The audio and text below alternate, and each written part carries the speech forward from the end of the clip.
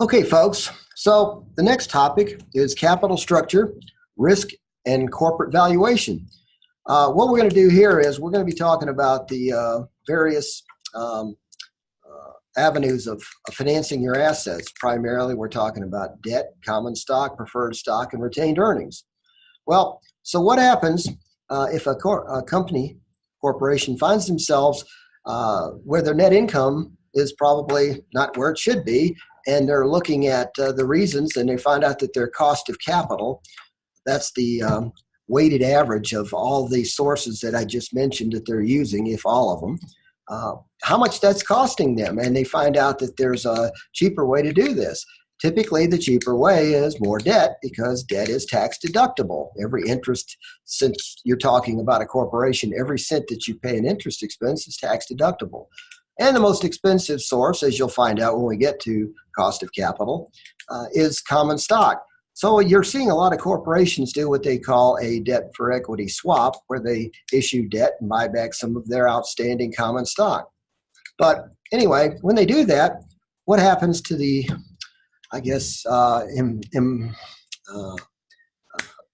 implicit risk of a corporation?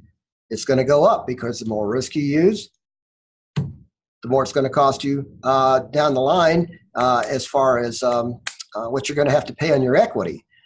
So what we're going to do is we're going to do a short problem based off of a corporation that decides to do a debt for equity swap. Their risk, or implied risk for the marketplace, is going to go up. And what happens to the price of their stock and their profitability? And we're going to do that, and I'm going to show you how it can, in fact, increase the value of the firm if you don't use debt too much, but not too much equity. So the next two topics then are going to be bond and stock valuation.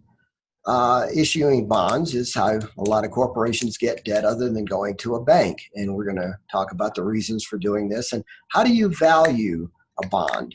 Well, we're going to show you, given the fact that we've already gone through the time value of money, so we're going to use some formulas to figure that. The bond typically has two types of cash flows associated with it. The interest that it's going to pay every 6 months or every year, depending on how that's logged in the indenture to the bond. And almost all bonds are sold at discount, which means if you have a $1,000 bond you're trying to sell, if you're a corporation, you're probably going to have to sell it below the $1,000. So there's a built-in capital gain to the recipient. And I'm going to explain why most bonds are sold at discount. And then in common stock, we're going to be first I'm going to take you through normal growth rate with stocks, because as stocks, the dividends that they pay, as stocks increase in value, they're going to probably pay a little bit higher dividend. And the way they increase in value is that the corporation is making good financial decisions, and their equity is going up with the value of the firm.